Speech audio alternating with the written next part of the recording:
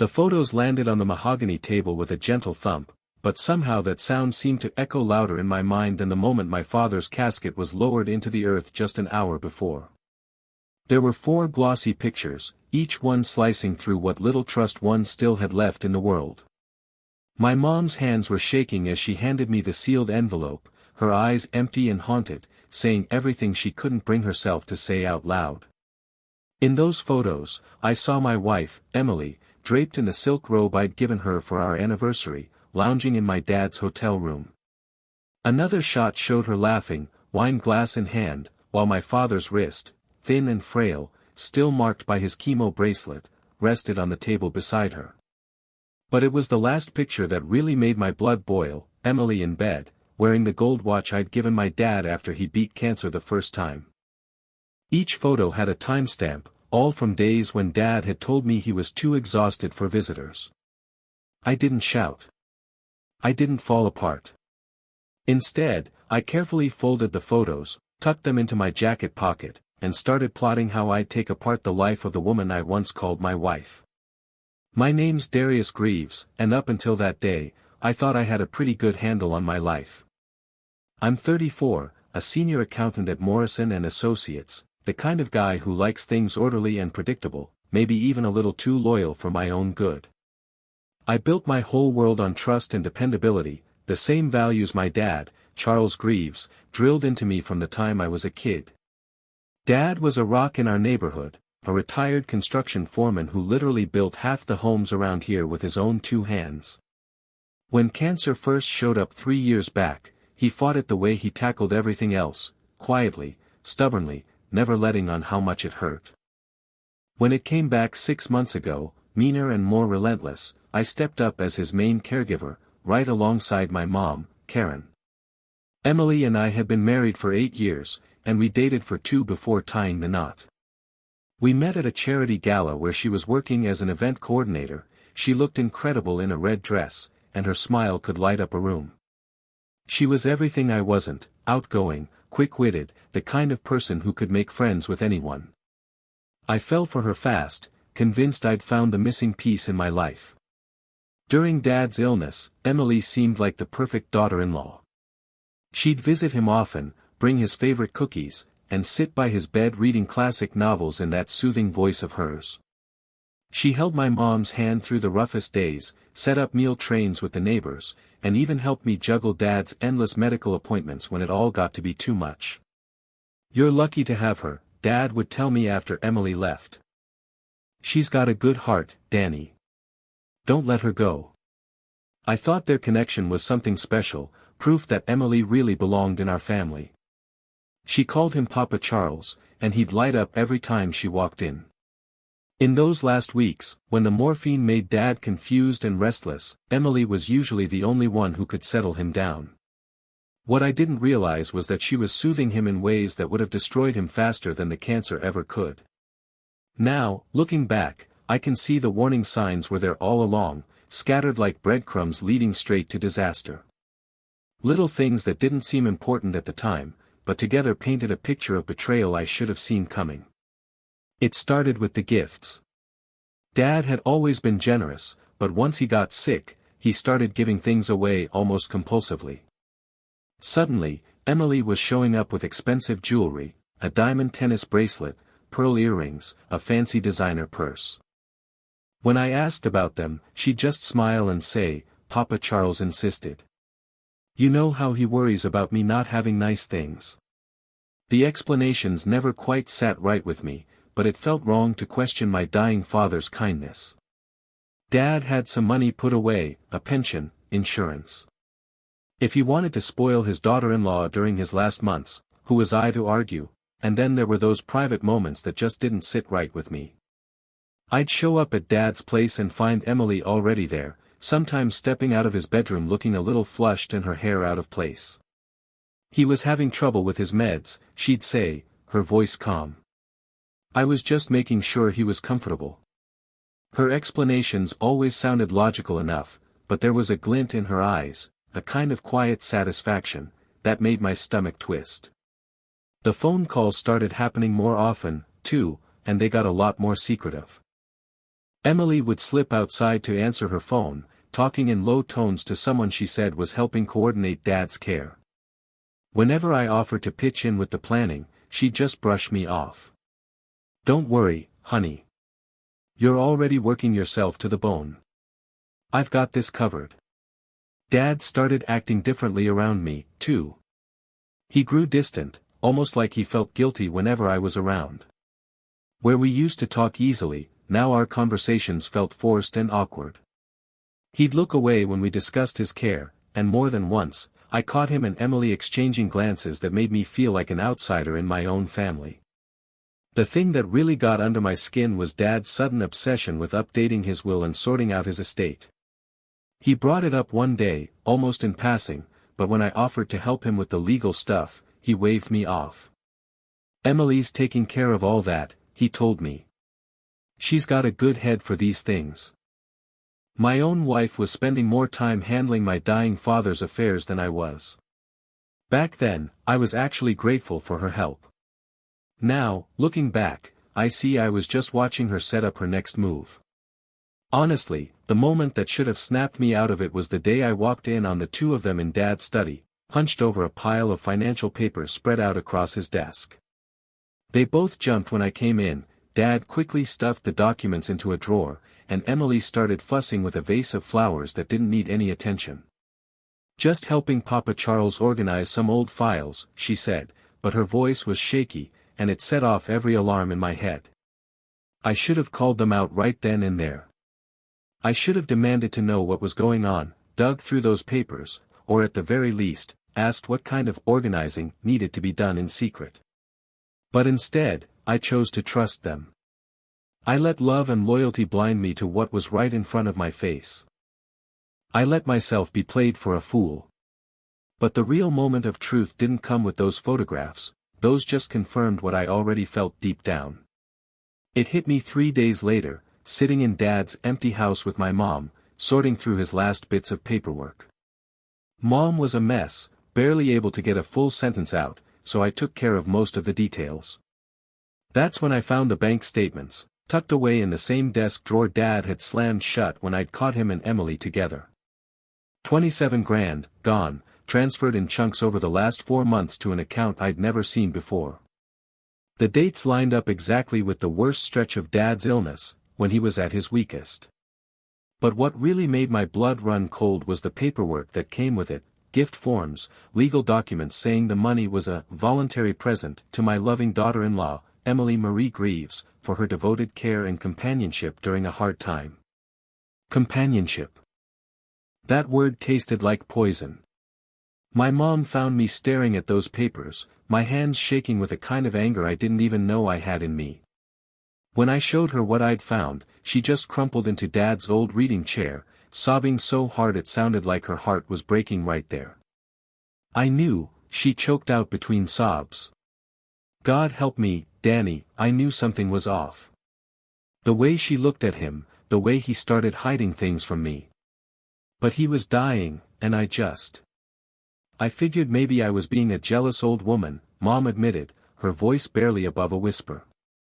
That's when she told me about the photos, how she'd actually hired a private investigator 3 weeks before Dad passed, not because she wanted to catch Emily in the act, but because she hoped she was just being paranoid. She'd let that envelope sit, unopened, on her kitchen counter all the way up until the funeral, too scared to see what was inside. "I gave them to you because you have a right to know," she said, "but also because you're the only one strong enough to do something about it." Sitting there in Dad's study, surrounded by proof of my wife's scheming and my father's betrayal, I felt something inside me snap. The part of me that always trusted first, that tried to see the good in everyone, that built his life on hope and faith in people, that guy was gone. In his place was someone colder, sharper, and a whole lot less forgiving. I looked at my mother, broken and grieving, and I made her a promise right then: she's not going to get away with this. I'll make sure she pays for every cent, every lie, every second she stole from him, and from us. Grief could wait. Mourning could wait. First, I was going to make sure there was justice. The next week, I lived in a kind of focused rage, channeling all my energy into plotting Emily's downfall with the same precision I used for the toughest audits at work. Every step had to be thought out. Every move needed to fit into the bigger plan. This wasn't about getting even just for the sake of it, this was about taking her apart, piece by piece, until there was nothing left. First up was digging into the details. I found out that 6 months earlier, right after Dad's doctor noticed the first signs of chemo-related memory problems, he'd made me co-trustee of his estate. I'd forgotten all about it in the chaos of his illness, but it meant I had legal power Emily didn't know about. She probably thought she'd get everything as my wife, but the trust had a clause that would be her undoing: any party proven to have committed moral turpitude, elder exploitation, or coercion shall be excluded from all inheritance, including spousal provisions. Dad's lawyer, Richard Brennan, had put that in at my request years ago, after we'd heard horror stories about caregivers taking advantage of the elderly. Never in a million years did I think it would end up protecting my own family from my own wife. Next, I started building my case. I brought in David Chen, a forensic accountant who was famous for tracking down elder fraud. He wasn't cheap, but his track record was unbeatable. In just 2 days, David traced every shady transfer from Dad's accounts, mapped out the pattern of gifts that lined up with Emily's visits, and even found a few transactions I'd missed. The digital trail was just as damning. I had access to our family's shared cloud storage, which automatically backed up Emily's phone. With David's help, I recovered deleted texts between her and Dad, some of them so graphic I felt sick reading them. There were also emails about their meetings, with Dad confessing how guilty he felt for betraying me, and Emily soothing him with lines like, "What he doesn't know won't hurt him." Then came the hotels. Using Dad's rewards account, I pulled up a full list of his bookings, and sure enough, there was a clear pattern: regular stays at fancy hotels all over the city, always on days when Dad said he was too wiped out for visitors. The credit card statements backed it up: room service, spa appointments, pricey bottles of wine, all on those same dates. I even found the receipt for the silk robe Emily wore in one of the photos. Dad had bought it from a luxury boutique just 3 days before their first hotel rendezvous, but the most crushing piece of evidence came from a place I never expected: my cousin Megan, who worked as a nurse at Dad's oncology clinic. When I brought up my worries about Dad's last few months, Megan let me in on something that made my skin crawl. She told me that Emily had actually boasted to her about her special relationship with Papa Charles. She said something about making sure he died happy, and she laughed about how grateful he was for her company, Megan said, her voice thick with disgust. At the time, I thought she was just being weird, but now. God, Danny, I wish I'd spoken up. I asked Megan to write out a full statement about their conversation, including the exact date and where it happened. It was just one more nail in Emily's coffin. The next step was setting the legal trap. I met with Richard Brennan, Dad's lawyer, and laid out every bit of evidence I'd collected. Richard had been practicing estate law for 3 decades and had seen his share of family messes, but even he was floored by how far Emily had gone. "This is classic elder exploitation," he said, flipping through the timeline of gifts and hotel stays. "Your father was in a vulnerable state, both physically and mentally, and she took advantage of that for her own gain. Not only can we cut her out of the inheritance, but we can also go after her criminally." I told Richard to get the exclusion paperwork ready while I moved on to the next phase. Then came the financial battle. As co-trustee, I froze all our joint accounts while fraud was investigated. I cancelled Emily's access to our shared credit cards and changed the locks on the house, which, thanks to a family trust set up before our marriage, was never really hers anyway. I also filed a formal complaint with Adult Protective Services, handing over all the evidence. That kicked off an official investigation into elder abuse, putting Emily right in the crosshairs of a criminal case. Through all of this, I kept up appearances at home. I mourned my father, supported my mom, and played the part of the loving husband. Emily had no clue that her whole world was about to come crashing down.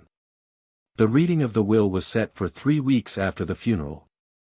That was going to be her day of reckoning. On the morning of the estate reading, I woke up feeling more at peace than I had in a long time. Emily was already up, standing in front of our bedroom mirror, carefully putting on her lipstick with the same steady hand she'd used to charm my dying father. "I picked out something respectful," she said, nodding at her black designer dress.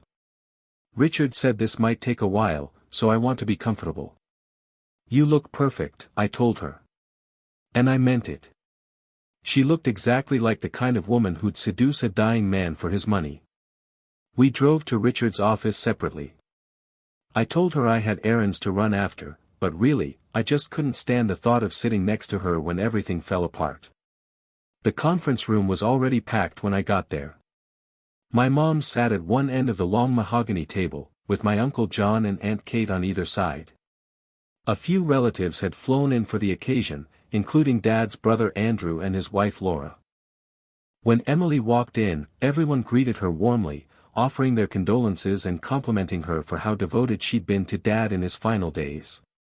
If only they knew. Emily took a seat right across from Richard, looking calm and collected. She wore the pearl earrings Dad had given her, probably thinking they made her look like the grieving daughter-in-law. To everyone else in that room, she was the picture of heartbreak and loyalty. Richard opened up his leather portfolio and perched his reading glasses on his nose. "Before we get into the usual bequests," he began, "there's a major amendment to Charles's trust that needs to be addressed." This was signed and witnessed 3 weeks before his passing. He slid a heavy folder across the table, stopping it right in front of Emily. "Because of documented misconduct and a serious breach of moral conduct, Mrs. Emily Marie Greavves is hereby cut out of all inheritance, including any spousal rights." You could have heard a pin drop. Emily just stared at the folder like it might bite her. I don't understand," she managed, her voice barely more than a whisper. Richard didn't miss a beat. "Please look through the documents," he said. "Inside, you'll find photographs, financial statements, hotel receipts, and witness accounts that lay out your inappropriate relationship with the deceased during his last months." Emily's hands shook as she opened the folder.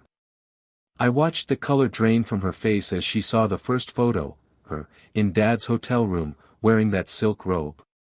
She slapped a hand over her mouth, and for a second, I thought she might be sick right there. This isn't, she stuttered, but Richard raised a hand to stop her. "The evidence is clear, Mrs. Greavves. The bank records show $27,000 in unauthorized gifts, all obtained through manipulation of a vulnerable elder. Digital records from your devices contain explicit messages with a terminally ill man you were supposed to be caring for." Uncle Andrew leaned in, his face twisted in disgust. "What the hell is he talking about, Emily?" She looked around the table, desperate for someone to take her side, but there was nothing but cold stares.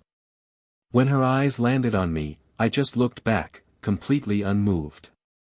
"Danny," she begged, "you have to believe me. This is some kind of setup. I loved your father. I would never." Richard cut her off.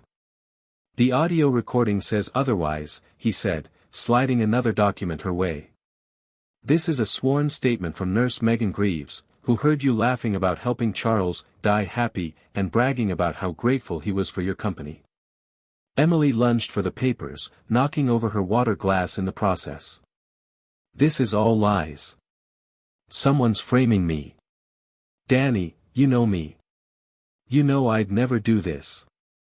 I didn't say a word. I just sat there, watching her unravel, as detached as if I were watching a bug trapped under glass. Richard kept going. "As of this morning, Mrs. Greavves has been officially evicted from the Greavves family home under the authority of the trust. Her personal items are being packed up by a bonded moving company and will be delivered to a storage unit in her name." "You can't do this," she screamed, jumping up so fast her chair crashed to the floor. "I'm his wife. I have rights." "You lost those rights the moment you decided to take advantage of a dying man," Richard replied, his voice steady. "And just so you're aware, formal charges for elder exploitation have been filed with the district attorney. You should expect to hear from investigators soon." The room exploded with shocked whispers. My relatives looked at Emily like she was something rotten. My mom was crying quietly, and I couldn't tell if it was from relief or just more heartbreak. Emily tried to bolt from the room, but her heels snagged on the thick carpet and she stumbled into the wall. She turned back to me one last time, her face streaked with mascara and twisted in desperation. "How could you do this to me?" she whispered. That I rose from my chair, took a moment to straighten my tie, and finally spoke to Emily, my first and last words to her since all this began. "I didn't do anything to you, Emily. All I did was make sure you got exactly what you deserved." Emily Marie Greaves's downfall was fast and total. Within a day of the estate reading, her credit cards were shut off, her bank accounts locked up tight, and she was fired from Morrison Events for breaking their morality clause. The company couldn't afford to be linked to someone under investigation for elder abuse, especially since so many of their clients were wealthy retirees. Then the law came knocking. The district attorney's office wasted no time moving forward with the elder exploitation charges, treating the case as a top priority because of the clear evidence and Dad's vulnerable state. Emily's lawyer, a bottom feeder named Martin who usually defended white-collar crooks, dropped her as soon as she missed her first payment. She tried to represent herself in court, but Richard's mountain of evidence was impossible to fight. Hotel bills, photos, text messages, and Megan's statement all painted her as a cold, calculated predator. No jury was going to look past that. But honestly, it was the way her reputation crumbled that gave me the most satisfaction. Megan had quietly tipped off a well-known local lifestyle blogger who loved to write cautionary tales about marriage and betrayal. In less than 2 days, Emily was the headline of a viral post called, "The Woman Who Seduced Her Dying Father-in-Law for Inheritance Money."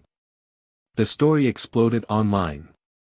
Screenshots of the blog were everywhere, on neighborhood Facebook pages, professional sites, and even community bulletin boards. Everyone who knew us now knew what she'd done. Her friends dropped her instantly. The women who used to envy her style and charm now saw her as a threat, someone they wouldn't trust near their own parents. Old colleagues ignored her calls. Contractors and vendors she'd worked with for years suddenly had no time for her. The eviction became official on a Tuesday. I drove by the house around lunchtime and watched from across the street as movers in uniform packed her things into a truck. Emily stood on the curb in rumpled clothes, clutching a single suitcase, watching 8 years of her life disappear into storage. She tried bouncing between cheaper and cheaper motels, but word of her crimes had spread through the local hotel scene. Managers who recognized her name from the news always found a reason to turn her away. She was poison, bad for business, and even worse for anyone's reputation. I had David keep tabs on her finances through legal means. In just 6 weeks, she was flat broke. The storage unit fees ate up what little cash she had left, and when she couldn't pay, her stuff was auctioned off to cover the debt. The jewelry Dad had given her, those flashy reminders of her manipulation, ended up in pawn shops all over town, sold for next to nothing just so she could eat for a few more days. She tried reaching out to distant relatives, but the criminal charges and all the media attention had already gotten to them. Nobody wanted to take in someone facing elder abuse accusations. The few family members who might have helped were too scared to be connected to her. Megan told me Emily even tried to get a job at a nursing home in another part of the state, but the background check flagged her pending charges. No care facility was going to risk hiring someone accused of preying on vulnerable seniors. The last I heard, she was staying at a homeless shelter downtown, but even there, she couldn't stick around. The other residents had seen the news and made it clear she wasn't. 3 months after the will was read, I got a call from Richard. The criminal case was over. Emily had taken a plea deal, admitting to elder exploitation in exchange for a lighter sentence. She'd be spending the next 18 months in county jail, followed by 5 years on probation. The court also ordered her to pay back every cent she'd stolen from Dad, though we all knew she'd never have the money to make good on that. "She wanted me to pass along a message," Richard said. "Emily says she's sorry, and she hopes you'll forgive her someday." I didn't say a word. I just hung up. 2 weeks after that, I finally made my way to Dad's grave for the first time since the funeral. His headstone was plain granite, just his name, the dates, and the words, beloved father and husband. My mom had left fresh flowers at the base. I reached into my jacket and pulled out two things. The first was the gold watch I'd given Dad when he beat cancer the first time, the same watch Emily had flaunted in that last, damning photo. I'd gotten it back from the evidence locker after her conviction. The second was a printout of her final bank statement, which I'd gotten through the restitution process. The balance, 27 cents. I set both items down at the foot of the headstone and spoke the only words I'd ever say at my father's grave. You gave her everything she wanted. I gave her everything she deserved. The watch caught the sunlight, its gold face flashing like the tears I still couldn't bring myself to cry, not for Dad, not for Emily, and not for the man I used to be, back when I thought trust was a strength instead of a weakness. I walked back to my car without looking back. There was nothing left to grieve, and nothing left to forgive. Emily Marie Greavves had gotten exactly what she'd earned through months of cold, calculated betrayal. Justice wasn't supposed to feel this hollow, but emptiness was all I had left. I drove home to my mom, who was in the kitchen making dinner, just like she used to when Dad would sit at the table reading his evening paper. She looked up as I came in, searching my face for some sign that I'd found closure or peace. Did it help? She asked softly. I thought about lying, telling her that visiting Dad's grave had brought me some comfort or sense of resolution. But the truth was simpler, and a whole lot sadder. It's finished, I said. And it was. Emily was out of my life. Dad was gone. And the man I'd been before those photographs, he was gone, too. What was left was someone tougher, colder, and a lot more careful about who he let in. I sat down at the kitchen table, the same spot where Emily used to charm my parents with stories about her day, where she played the part of the loving daughter-in-law while plotting to seduce my dying father. The chair across from me would stay empty now. Outside, winter was coming early. The leaves were already turning, ready to fall and be forgotten, just like her. And that's where I'll leave the story for today. If you enjoyed it, go ahead and give this video a thumbs up and leave a comment down below. Your support helps more folks find my stories. If you're new here, don't forget to hit that subscribe button, it really helps me keep sharing more tales with you. Thanks for watching, and I'll catch you in the next one.